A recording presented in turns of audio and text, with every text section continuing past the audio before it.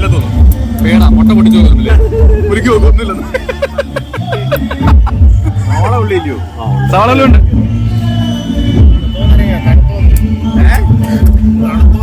തണുത്തോ തൊട്ടി വെക്കട്ടോ. മുട്ട നമ്മൾ കൊട്ടി വെക്കട്ടെ, പേടാ നോക്കത്തില്ല അതുപോലെ.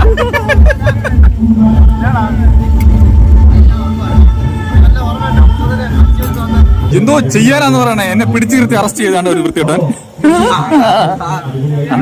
അവനക്ക് പറ്റുവാണോ? എന്നാ വാങ്ങിപ്പോയി. ആരാ വിളിക്കുന്നത്? ഞാനല്ല, ഷാജഹാൻ ചക്രവർത്തി. യുദ്ധം ജയിച്ചു വന്നപ്പം അങ്ങനെ വെള്ളം കുടിക്കാൻ ദാഹിച്ചപ്പോ ആണെങ്കിൽ വെള്ളമില്ല, കണ്ടി വെള്ളമില്ല.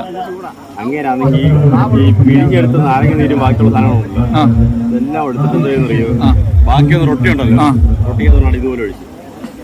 അങ്ങനെയാണ് പാനിപ്പൂരി ഉണ്ടായത്. ഇല്ല, എടുത്തോട്ടോ.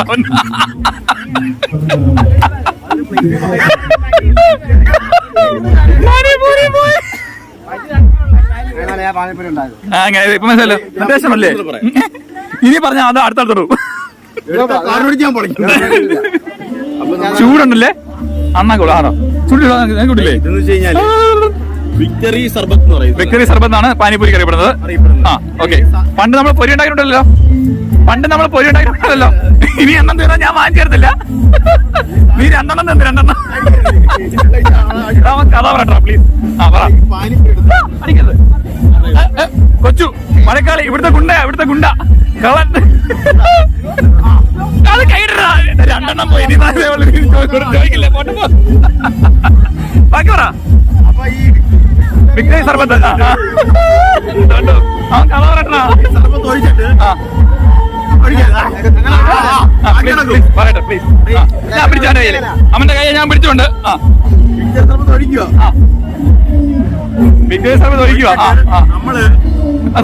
സാമ്രാജ്യം ഉണ്ടല്ലോ, ഈ സാമ്രാജ്യം തകരാതെ വായിലിടണം. കണ്ടോ? ഇതാണ് പാനിപ്പൂരിയുടെ കഥ.